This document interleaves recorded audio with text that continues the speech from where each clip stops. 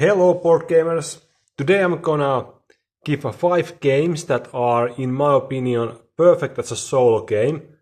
And what I mean by this is that most of the games where you play solo have the automa or some kind of bot that actually plays a little bit differently than human players. They have like deck of cards or something like that, and they are a little bit adjusting the rules and the turns that normally people would take just to make the automa playable and simple to manage and upkeep. So here are 5 games in not any order, just 5 games that are just perfect as a solo, and the rules are not changing whether you play it with group or solo. So first is Frostpunk, and in this game you can play it with other people as well as solo, but the rules are not changing at all. If you play it with 2 people, you are just thinking together what to do, and there is no rule adjustment or any change to the rules. It's just the same game. You just think the game as a group or as a couple, whatever, and all the rules are exactly the same if you play it with solo. So it's a perfect game in that sense to be played as solo. Of course, it's also fun to play with other people and think together, but you are not missing any rules if you play it solo. So first one is the Frostpunk. And second one I have Mage Knight. Well, I would actually argue that this game is even more fun as a solo. I have played it with 3 people. It was very long, a lot of downtime, and the experience was just not as good as solo. So I like it more as a solo game, and I think many other people also do. And again, you are not missing anything. You can play this as well as solo as with group of people, and the rules are not changing at all. If you play it with other people, everybody's just playing their own solo on the same map, kinda. There is not that much stuff happening. Of course, you can play it as PvP, etc.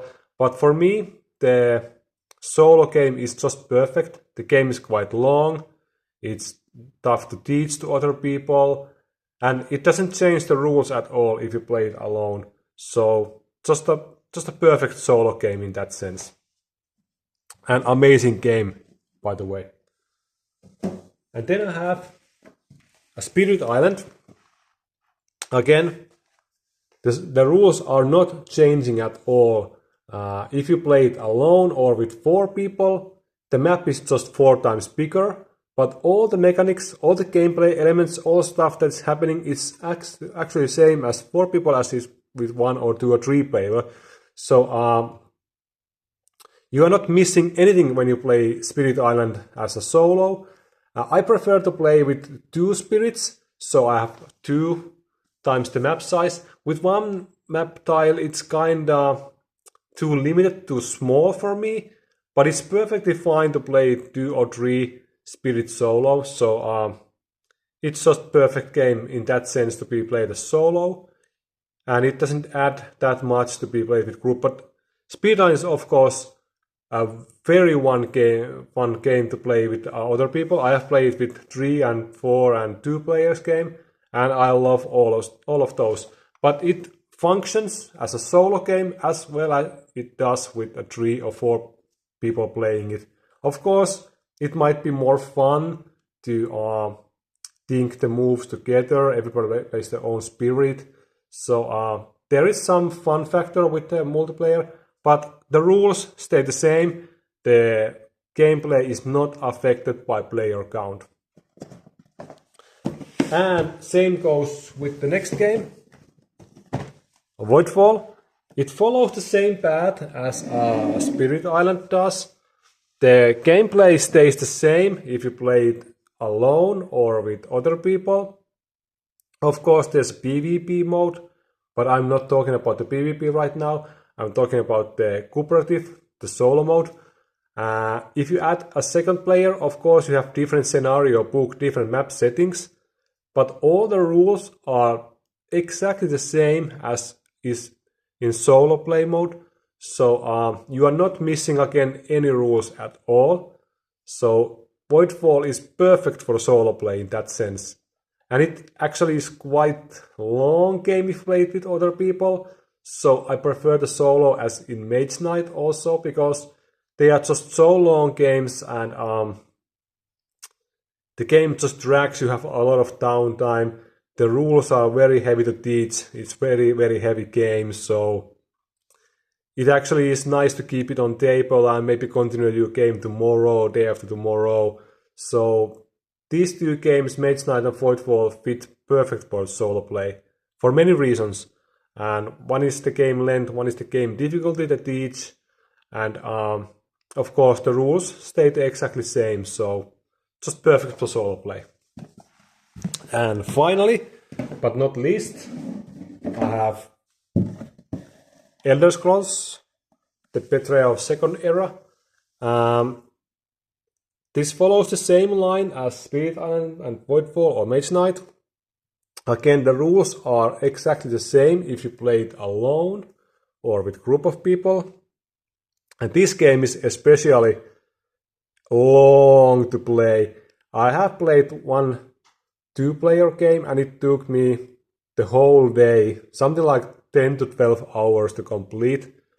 So I prefer to keep this as a solo game and keep it on my table, maybe play 2 to 3 hours at a time and then continue tomorrow and tomorrow, because it's such a long game. The rules are, they are hard to teach, but they are not that bad as Voidfall. But as a group game, it is very long if you have 3 or 4 players. And I prefer to play solo with 2 heroes. So it's kind of like playing 2-player game.